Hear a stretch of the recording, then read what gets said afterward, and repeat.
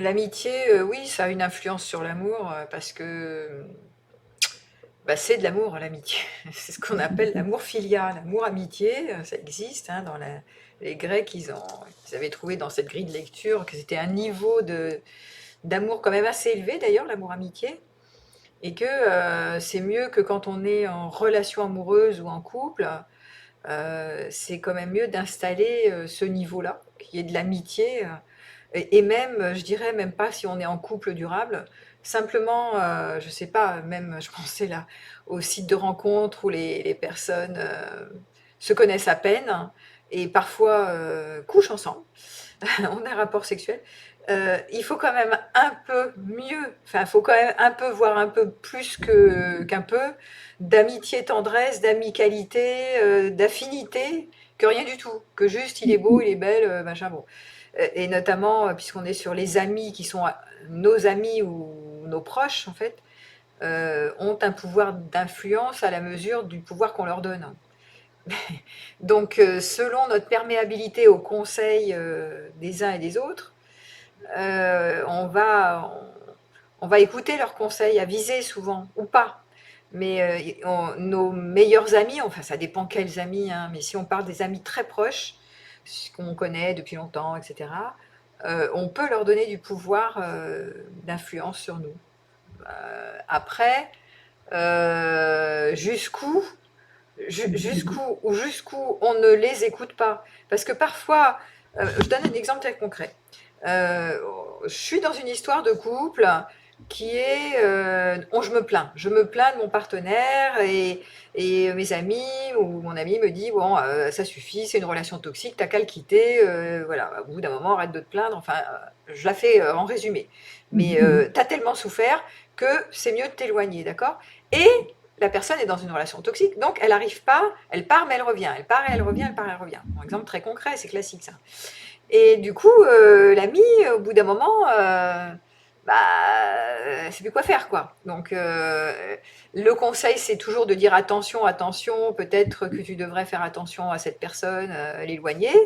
Et souvent, celui qui est concerné n'ose plus en parler soit à son ami, parce que soit il en parle, mais il veut plus se plaindre tout le temps, parce qu'il sait que ça fait 10 fois que je dis que ça va pas, mais je reste toujours. Donc jusqu'où l'amitié influence ou n'influence pas, parce que même si je connais le conseil avisé de mon ami qui me veut du bien, je peux ne pas en tenir compte non plus dans des problématiques de couple, de relations enchevêtrées. Et je vais m'isoler, m'isoler. D'ailleurs, ça, en général, c'est comme ça que ça se passe, hein, dans les relations toxiques. La personne va tendance à s'isoler parce qu'au début, elle conseille ses amis, consulte ses amis, puis après, ça consulte plus rien du tout. C'est comme une araignée qui tisse ta toile. Bah oui, parce que quand je suis dans une relation enchevêtrée, bah là, c'est quand même pas tout le temps, hein, mais si je suis empêtrée dans une relation enchevêtrée, je vais pas bien. Plus je vais pas bien, plus je suis dans l'enfant vulnérable. Moins j'ai d'énergie, moins j'ai de ressources, et moins j'ai tendance à aller vers les autres, vers mes amis, surtout si, voilà, dans le contexte que j'ai dit, j'arrête pas de leur dire et eux, ils me répètent toujours la même chose et ça tourne en rond. Donc, à un moment donné, j'y vais même plus les consulter. Ça, c'est le problème, c'est que plus on va mal et moins on a de ressources et moins on se met à, plus on se met à s'isoler, à se mettre en retrait. Et surtout dans les histoires comme ça à deux, et là, c'est l'enfermement, quoi. Donc, oui, c'est dommageable. Alors que normalement, quand on commence à aller mal, quand on est dans l'enfant vulnérable, comme tout le monde, on a intérêt à consulter nos amis, nos confidents, je dirais, amitié confidents, nos proches, ce que Alexandre Jolien disait, je l'aime bien lui, nos amis dans le bien. Il n'y a pas tant que ça, hein. Il y en a deux, trois, je sais pas, deux, trois, quatre, au moins, mais il y en a qui en ont pas, hein. Mais au moins deux, trois, des confidents, quoi, sur lesquels on n'attend pas trop pour recevoir du soutien.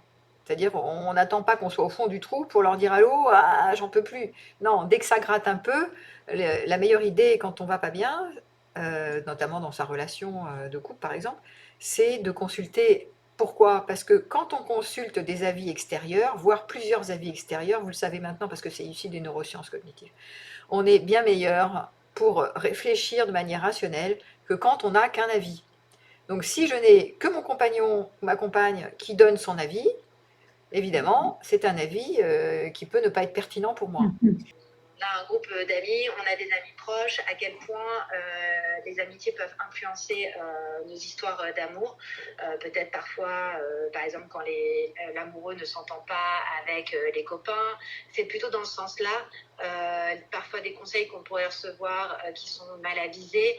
Voilà, c'est plutôt dans des cadres de relations tout à fait, je vais dire, entre guillemets, normales. Ouais, Pas du tout dans des cadres relation de toxique. relations toxiques. Oui, oui, nos amis influencent. Oui, c'est la réponse, c'est Voilà. oui. Oui, on leur donne du pouvoir parce que Mhm. ce sont nos proches. Sinon, et ben oui, et c'est le niveau de pouvoir que l'on donne d'influence qui est comment je me laisse influencer par mes amis ou pas. Et en général, on se laisse influencer parce que on sait qu'ils nous veulent du bien. Et donc, c'est sûr que là, bah, si, je sais pas, là, vous avez donné un cas, j'ai un ami à moi qui me donne un conseil avisé, je sais pas, sur mon époux et que il l'aime pas trop et que je sais pas quoi, il fait des réflexions. Soit je suis assez solide pour pas en tenir compte, mais si c'est vraiment quelqu'un, un ami proche à qui je donne du pouvoir, c'est quelqu'un qui est important, à qui je confère un certain le pouvoir, c'est oui, c'est quelqu'un d'avisé. C'est quand même quelqu'un. Mhm. Je projette une image d'un expert, de quelqu'un qui s'y connaît, de quelqu'un qui a un bon raisonnement, qui dit pas n'importe quoi. Évidemment, si c'est un ami auquel je donne pas de pouvoir, eh ben non, je vais pas en tenir compte. Mais si c'est quelqu'un à qui je confère un certain pouvoir d'efficacité du discours et des arguments, bah, ça va de toute façon, que je le veuille ou non, ça va m'influencer. C'est comme ça. Ok. Comment reconnaître justement un conseil avisé d'un conseil qui pourrait être guidé Ah par bah oui, ça, peut-être de la jalousie ou pas bah, c'est l'intrusion. Oui, bah, ça, c'est justement le discernement. Ça s'appelle le discernement. Comment on fait? Bah, c'est pas évident parce qu'effectivement, ça peut être quelqu'un qui est jaloux de moi, qui m'aime bien, mais voilà. À un moment donné, c'est parce que c'est des conseils répétitifs ou parce qu'il n'y a pas que des conseils, hein, ça peut être des évaluations, des jugements à l'emporte-pièce, un peu répétitifs, un peu piquants, un peu persécuteurs, enfin. Et on voit le niveau d'envie, par jalousie, envie, l'autre est envieux de moi, donc des choses comme ça. On voit ça apparaître quand ça commence à être répétitif, quand c'est insistant. Et donc on se dit, oh bah, il faut quand même que j'aille. C'est pour ça que je parlais au tout début de l'intérêt de ne pas consulter que son compagnon en disant oui, ma copine, elle a dit que tati tata, elle parle en parlant de toi. Ça, c'est pas très intéressant, pourquoi pas, mais d'avoir plusieurs avis consultatifs. C'est toujours mieux. Et ben, je me suis dit, les gens, ils vont sur ChatGPT maintenant. Alors, ma copine a dit ça, mon copain nanana, alors qu'est-ce que je fais? Non, bon, alors pas que ChatGPT, on peut aussi consulter d'autres amis pour avoir une opinion un peu plus large, en fait, que simplement. Parce que sinon, le discernement, c'est pas toujours évident de l'avoir quand je tiens compte que de moi, que de l'autre ou que d'une autre personne. Plus on consulte, mieux on se porte en fait. Parce qu'après, on se fait un avis définitif. Mais oui, il peut y avoir de l'envie, de la jalousie, il peut y avoir... oui, bien sûr, ça existe. Bien sûr. Donc le discernement, ça se développe, hein, c'est l'esprit critique en fait. Il y en a qui l'ont pas. Hein. Les gens qui ont une faible estime d'eux-mêmes ont très peu de discernement. Les gens qui sont très conditionnés et qui sont très dans des opinions dogmatiques, affirmées sur d'eux, etc., n'en ont pas. Donc il y a plein de gens qui manquent de discernement. Bon, C'est intéressant. Donc, les gens qui ont une faible estime d'eux-mêmes, ceux qui sont très sûrs d'eux. Oui, les gens qui sont très sûrs que ceci est vrai, c'est imparable, puisque ma copine me dit que mon ami, mon compagnon n'est pas ci, ça, c'est que si elle le dit, c'est que c'est vrai, puisque moi je pense comme elle, et donc je devrais me méfier, et si j'ai un schéma méfiance, je dois me méfier. Donc, plus on est sûr de soi, alors c'est les deux, donc plus je suis sûr de moi, plus je veux valider quelqu'un, je peux valider quelqu'un sans chercher à examiner, à douter de cette vérité. Moins je suis sûre de moi, plus je donne le pouvoir aux autres sur leur façon de penser. Donc c'est évidemment le discernement, c'est entre les deux. C'est douter, mais en même temps chercher, enquêter avec l'état du moi adulte et se questionner dans tous les sens pour voir comment je vais penser par moi-même au lieu de penser parce qu'en fait nos pensées elles sont très souvent erronées, étant donné qu'on a des pensées basées sur nos émotions et sur nos représentations qui sont issues de nos expériences et de nos conditionnements. Donc, bien souvent, nos pensées, elles ne sont pas fiables, en fait. C'est pour ça que c'est bien d'y mettre le doute. Et encore plus, puisqu'on est sur l'amitié, si j'ai une amie ou un ami qui arrive et que j'ai l'impression qu'elle me veut du bien ou qu'il me veut du bien, mais que finalement, est-ce qu'elle me veut autant de bien que ça? Enfin voilà, faut se poser des questions, quoi. D'où l'intérêt de prendre de la distance quand on commence à se faire influencer en amitié aussi. Et on le sent, et il y a un niveau de ressenti. Hein. On sent quand le conseil est bienveillant, part d'un endroit, d'un espace qui est ouvert, de l'ami, hein, quand le conseil part d'un endroit qui est plutôt possessif, contrôlant, envieux, jaloux, critiquant, etc. Il y a quelque chose de l'ordre, il y a des gens qui sont plus intuitifs que d'autres et qui ressentent de quel endroit part le conseil, la question, la critique, le jugement. Donc ça, il faut avoir un peu d'antenne pour voir de quel endroit ça part ce, cette phrase, ce qui est dit, quoi, de l'ami. Est-ce que l'amitié, du coup, peut mettre en péril, par exemple, une histoire d'amour? Oui, bien sûr. Ben oui, ça dépend du pouvoir d'influence. Ben c'est sûr, hein, si ma copine... oui, bien sûr, tout est possible. Surtout si c'est quelqu'un qui... Alors moi j'avais un cas hier, c'était c'était marrant comme histoire ça. C'est un couple qui va très bien et elle est amoureuse du mari. Et bon, lui, il a une belle connexion avec elle, mais bon, comme il est très amoureux de sa femme, mais il la présente à sa femme comme ça en amitié, et elle annonce qu'elle est amoureuse de lui, elle lui dit, donc lui il le sait, et il lui dit, écoute, parle-en à ma femme. Et donc, parce qu'ils sont sur l'authenticité. Donc elle en parle, elle devient l'amie du couple, d'accord, et elle est d'accord, au départ elle ne veut pas, mais elle devient l'amie du couple parce qu'elle est amoureuse du mari, et c'est sa manière pour ne pas perdre le lien avec le mari. Bon, une histoire compliquée, enfin bon, un exemple alambiqué, mais bon, bref, donc elle devient l'amie du couple. Et de l'amie de la femme, mais de manière, pour la manipuler, pour se rapprocher du mari. Un truc, bon. Donc là, est-ce que ça fout le bordel? Ça peut. Enfin, l'idée, c'était qu'elle se récupère quand même un peu plus le mari, quand même. Enfin, en tout cas, elle le voit de plus en plus. Donc c'était assez malsain comme truc. Et ça marchait moyen, mais ça aurait pu marcher si parce qu'eux, ils étaient très soudés. Mais si elle avait réussi sa conquête en passant par elle, bah oui, ça aurait pu marcher. Parce qu'ils n'étaient pas partants pour un couple à trois dans l'histoire, hein, faut le dire. Donc voilà, oui, ça peut fonctionner. Bien sûr, ça peut fonctionner, ça peut foutre le bordel. Hein. Et en sens inverse, est-ce que certains amoureux peuvent mettre en péril des amitiés en disant ah, j'aime pas tel ami que tu vois, je veux que tu arrêtes de te fréquenter, etc. Oui. Est-ce que aussi les amours en sens inverse peuvent mettre en péril l'amitié? Ah bah ça c'est fréquent par contre, hein. Ça dépend. Oui, oui, alors ça c'est un classique du genre.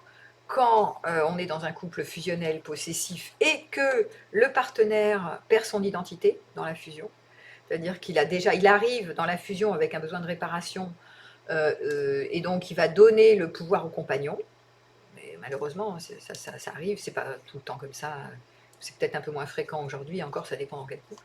Mais dès que j'ai une estime de moi faible et que je donne le pouvoir et que l'autre, au contraire, il argumente bien et que voilà. Donc quand il dit quelque chose, je valide. Et pour ne pas le perdre, je me soumets. Et donc, s'il me m'ordonne en disant oh là là, mais moi je suis jaloux, enfin, souvent il dit même pas qu'il est jaloux. Si tu vas voir ton ex, si tu parles avec un copain, si tu parles, si c'était une femme, si tu parles avec un tel et un tel, oh là là, moi ça me met mal, je suis pas en confiance, donc elle arrête. C'est un exemple, j'en ai plein comme ça. Donc j'arrête de parler à mes amis parce que, et surtout si c'est des hommes, si je suis hétéro, parce que j'ai peur qu'ils se fâchent, qu'ils soient contrariés et qu'après je perde cet amour qui m'est si cher. Donc là, c'est de la soumission à l'état pur. Hein.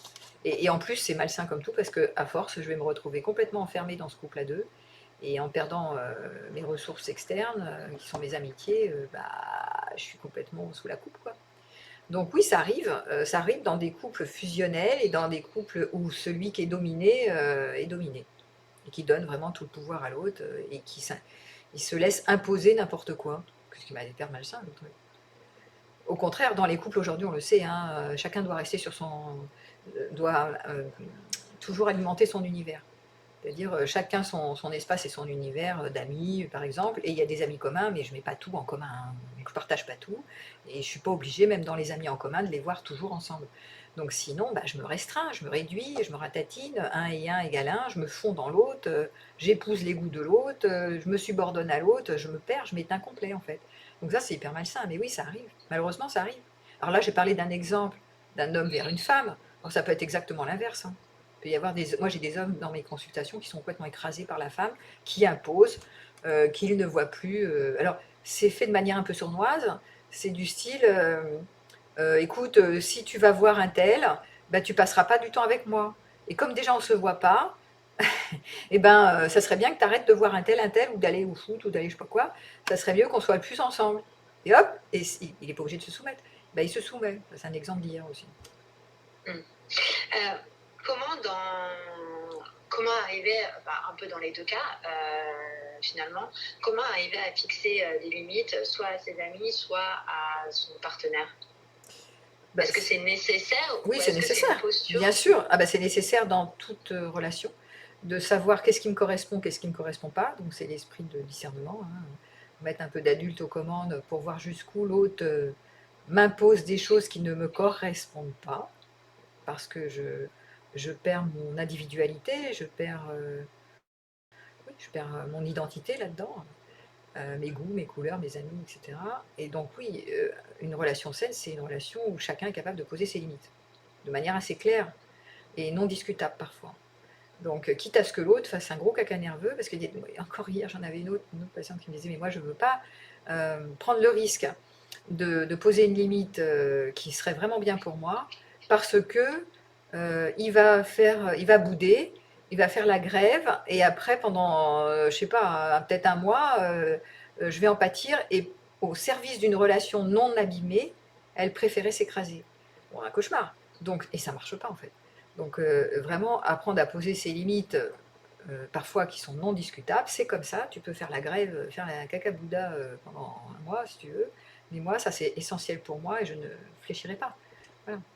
Donc, c'est toujours la peur de perdre l'autre, la peur de fâcher l'autre, la peur du lien qui s'abîme. Donc ça renvoie quoi? Ça renvoie à des histoires archaïques. Je ne veux pas fâcher, contrarier, parce que j'ai peur que papa ou maman se fâche et que je perde le lien à jamais. Et ça, c'est des trucs de tout petit, c'est pas un truc d'aujourd'hui, ça, hein, dans la constitution de l'individu. Vous comprenez ça? C'est pas quelque chose qui c'est pas un truc qui arrive maintenant, c'est un truc qui s'est construit déjà dans le passé, et qui continue d'être actualisé maintenant. Donc c'est une construction de l'enfance. Oui, oui, oui, c'est une peur que le lien se perde à jamais, que le lien s'abîme, et que je ne pourrai pas survivre si le lien s'abîme. Donc je veux de l'harmonie, et au service de l'harmonie du lien, je suis prête à me prostituer, à me sacrifier, donc à ne pas poser mes limites de manière très claire, à négocier sur mes limites qui sont non discutables. Parce que par exemple, une limite non discutable, c'est je vois pas pourquoi je m'empêcherais de voir mes amis. Ok, bah, je peux passer moins de temps avec toi, ou je passerai du temps de telle heure à telle heure, mais je ne vais pas m'empêcher de voir mes amis. C'est non discutable. Dans le cas où les amitiés influencent nos amours, est-ce que ça concerne certains types de personnalités? Alors là, on m'avait expliqué les personnes qui ont une faible estime de soi, ou les personnes qui sont très sûres d'elles. Mais est-ce que, par exemple, le fait d'avoir eu un gros chagrin d'amour en étant, par exemple, je sais pas, après un divorce, une longue séparation, ou quand on est célibataire depuis très longtemps et que du coup on s'est beaucoup construit autour de l'amitié, est-ce que, voilà, dans certains cas, l'amitié peut davantage influencer nos histoires amoureuses? Ah oui, ça c'est un très bon exemple. C'est sûr que si on a beaucoup souffert, et que du coup on se méfie du lien amoureux, et que du coup effectivement euh, on a trouvé beaucoup de ressources dans l'amitié, bah, du coup, on va donner du pouvoir à nos amis. Et oui, c'est nos nouvelles ressources qui sont plus fortes que la ressource du lien amoureux, où il y a plus de méfiance. Donc oui, oui, bien sûr. C'est les expériences de vie, hein, qui amènent à ça. Moi, j'ai d'amis, moi j'entretiens mon réseau amical bah, plus je suis en couple et plus je m'étais en couple, plus j'entretiens mon réseau amical et plus mes amis sont fiables et que j'y tiens et que j'ai vu que c'était grâce à eux que je m'en étais un peu sortie. Donc je vais pas les lâcher comme ça. Je vais en tenir compte. Je vais pas, oui, je vais tenir compte de leurs avis, je vais les voir, je vais continuer de les voir. Et par contre, je serai plus en méfiance avec leur relation. Et ça dépend beaucoup des expériences vécues, effectivement. Mais ça laisse des traces. Là, vous parliez de ruptures douloureuses, etc. Bien sûr que ça laisse des traces. C'est pas anodin, hein. Et surtout qu'aujourd'hui, il y a un mouvement, je ne sais pas si vous avez vu passer, il y a un mouvement qui déclare que le couple n'est pas forcément vecteur de bonheur. A contrario, le groupe, le collectif, l'amitié pourrait être vraiment une ressource saine, presque, pas plus saine, parce que ça dépend des couples, mais qui serait vraiment quelque chose à tenir compte, vraiment, mais de manière sérieuse, quoi. Vraiment de tenir compte de nos liens amicaux, de nos liens de groupe, plutôt que de s'énerver tout le temps sur le lien du couple. Comme quoi, ce serait un miracle ou une baguette magique. Donc, il y a un mouvement là-dessus, hein, qui apparaît. Après, moi, j'ai pas d'avis. Tout est bien. Je pense qu'il faut entretenir nos liens amoureux et nos liens amicaux. C'est pas l'un contre l'autre.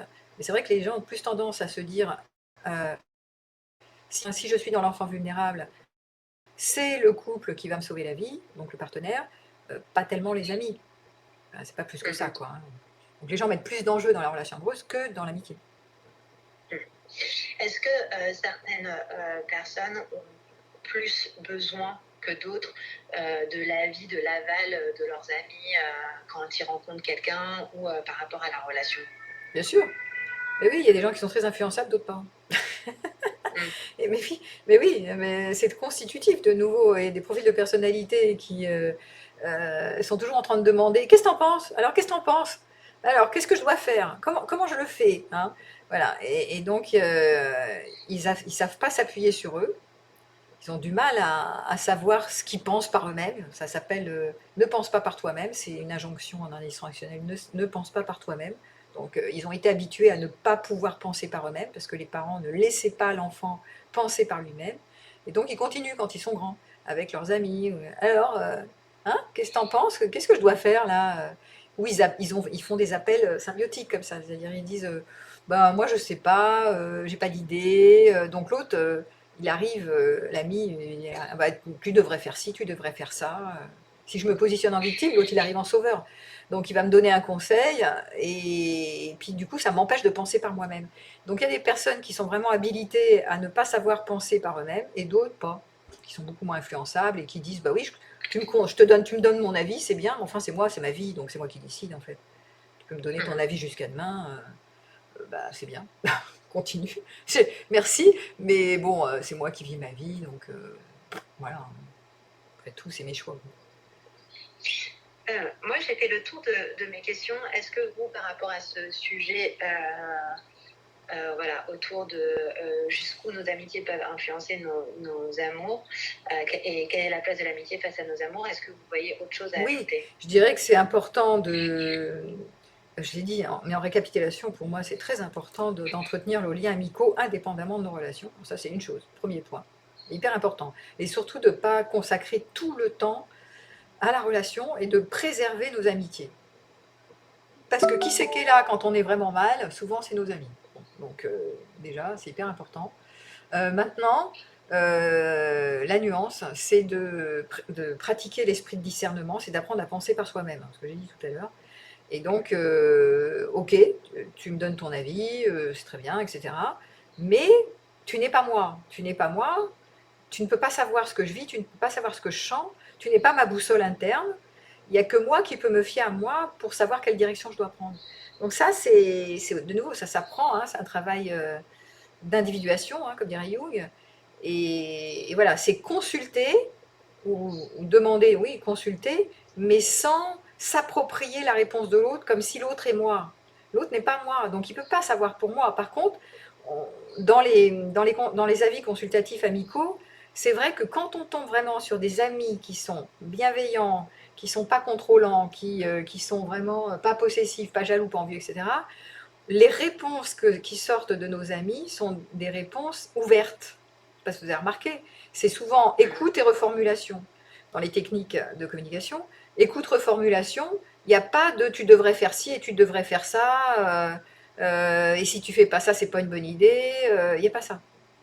C'est plus une capacité de laisser le champ ouvert à l'autre, de réfléchir par lui-même, parce que la solution vient de l'intérieur et vient pas de l'extérieur, mais je suis là pour toi, pour que tu puisses décharger tes émotions et éventuellement reformuler, hein, ça c'est une technique de base en communication, c'est écoute et reformulation. Et je te reformule pour que toi tu puisses voir où t'en es, qu'est-ce que tu fais de tout ça, voilà. Ça c'est évidemment les amis les mieux, c'est ceux qui sont formés à la com. Mais on le sent. Enfin, je veux dire, on sent les gens qui sont ah, tu devrais faire ci, tu devrais faire, mais qu'est-ce que tu fous, etc. Et ceux qui sont juste là en disant bah oui, c'est vrai ce que tu dis, mais aie confiance, les choses vont entrer dans l'ordre, voilà, des choses, ça avance, voilà, des choses qui sont plus positives, mais qui sont pas percutantes en termes de tu devrais faire ci, voilà, hein, c'est pas le on appelle le parent critique ou le parent, enfin, ça part d'un endroit où je te donne l'avis, tu dois faire ça. C'est pas terrible. Voilà. Eh bien, super. Ben, merci beaucoup pour votre éclairage. Bah, avec plaisir. Merci beaucoup. Allez, au revoir, à bientôt. À bientôt. Au revoir.